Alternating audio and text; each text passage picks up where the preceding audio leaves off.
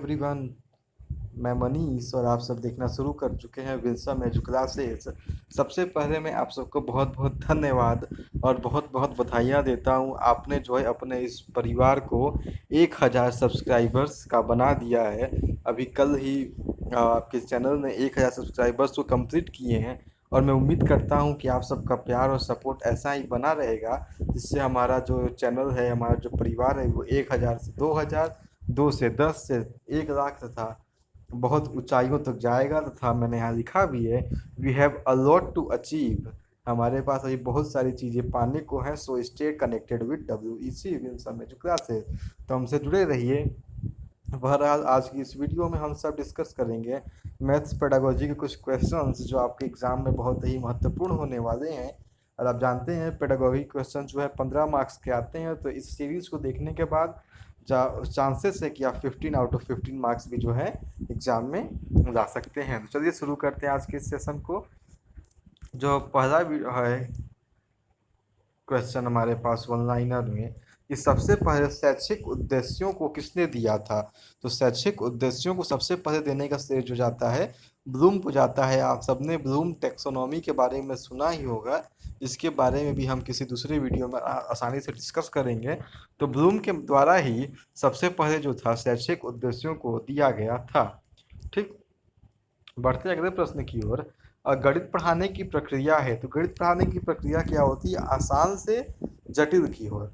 ठीक, ये तो एकदम कॉमन सी बात है। आप सबने कभी न गणित तो पढ़ा ही होगा, क्या पढ़ते ही हैं, आज भी पढ़ते हैं। आपके पेपर वन में भी मैथमेटिक्स आएगा। तो आप जानते होंगे पहले आपने बच्चे को 2 + 2 = 4 सिखाया होगा।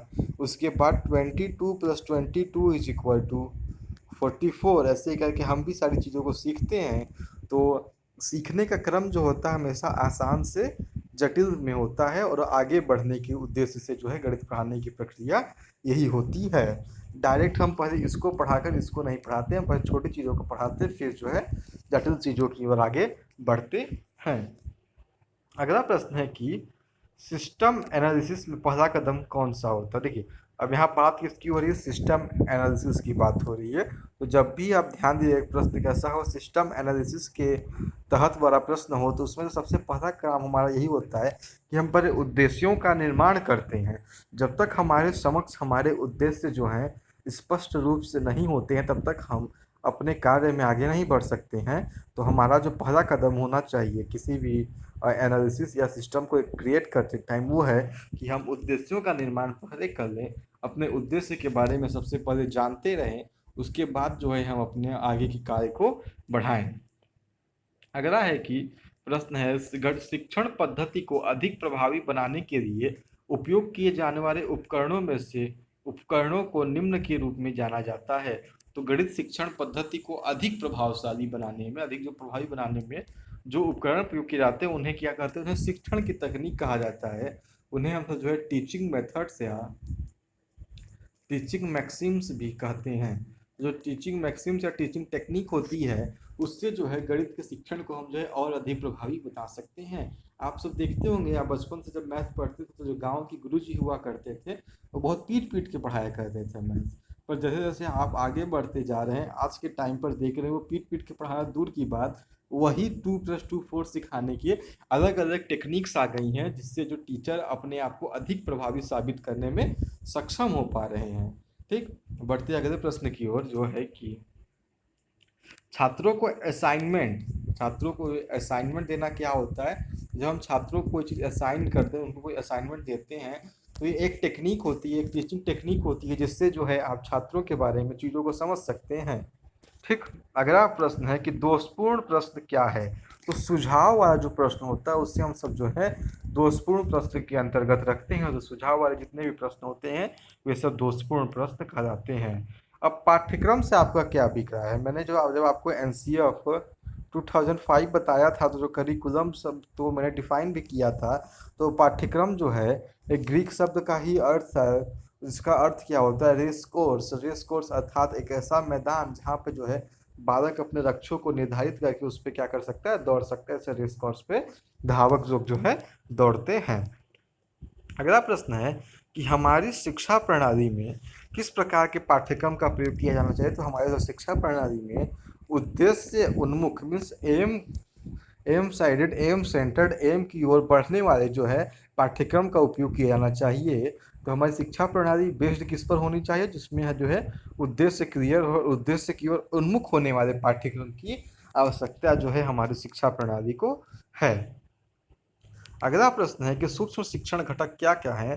तो घटक की बात तो वैसे ढेर सारी होती है, महत्वपूर्ण होती है सूक्ष्म शिक्षण स्थितियाँ, प्रतिक्रिया उपकरण और शिक्षण कौशल कौशल। तो यही जो तीन होते हैं ये सूक्ष्म शिक्षण के क्या होते हैं, घटक होते हैं। माइक्रो शिक्षण चक्र का पहला चरण क्या है, तो एक विशिष्ट कौशल को दर्शाना ही माइक्रो टीचिंग का पहला चरण होता है। आप सब जब माइक्रो टीचिंग करते होंगे तो आपको करीब 10 से 12 जो है कौशलों को जो है बताया जाता है, जैसे प्रस्तावना कौशल और ढेर सारे कौशलों को सिखाया जाता है। मैंने भी जब माइक्रो टीचिंग किया था उसके बाद से ही जो टीचिंग में जो टेक्निक्स का प्रयोग और जो कौशलों का प्रयोग करने को मैं अच्छी तरह से उस चीज़ को समझ पाया था। अगला प्रश्न है हैरिस्को शब्द का अर्थ क्या होता है, तो खोजने के लिए जो है हम हैरिस्को शब्द का प्रयोग करते हैं। ठीक, ये एक मेथड भी है, टीचिंग मेथड है। गणित की प्रकृति क्या होती है, तो आप सभी जानते हो कि जो तार्किक है, जो लॉजिकल है, वही क्या होती है, गणित का नेचर कैसा होता है, तो मैथमेटिक्स का जो नेचर होता है वो लॉजिकल होता है। माइक्रो टीचिंग डिवाइस किसने डिजाइन किया, तो मनोवैज्ञानिक स्किनर के द्वारा जो है माइक्रो टीचिंग डिवाइस को डिजाइन किया गया था। स्किनर ने माइक्रो टीचिंग डिवाइस को डिजाइन किया था। आगे है गणित का विज्ञान है अंतरिक्ष संख्या और गणना। गणित किसका विज्ञान है, तो अंतरिक्ष संख्या और गणना का विज्ञान ही गणित होता है। अगला प्रश्न है, अच्छा ये वापस वही प्रश्न रिपीट हो गया। संचालक कंडीशनिंग मॉडल, संचालक कंडीशनिंग मॉडल है किसके द्वारा दिया गया था, तो गॉर्डन के द्वारा जो है संचालक कंडीशनिंग मॉडल को दिया गया था। इन्होंने ही संचालक कंडीशनिंग मॉडल को विकसित किया था, किसके द्वारा, गॉर्डन के द्वारा। अगला प्रश्न है मेमोरी प्रश्न परीक्षण क्या होता है, तो विद्यार्थियों की पिछली जानकारियों को जमा करना ही मेमोरी प्रश्न परीक्षण होता है। तो आज के इस वीडियो में इतना ही। हमने फटाफट से कुछ इंपॉर्टेंट क्वेश्चंस को देखा था। तो हम मिलते हैं अपने अगले वीडियो में। उम्मीद करता हूँ आपको ये वीडियो पसंद आया होगा। तो चैनल को लाइक शेयर जरूर करें और चैनल को देख के सब्सक्राइब करें, ताकि जो है हमारा परिवार 1K से 2K की ओर जल्दी से पहुँच जाए। आप सबका ये वीडियो देखने के लिए बहुत बहुत धन्यवाद।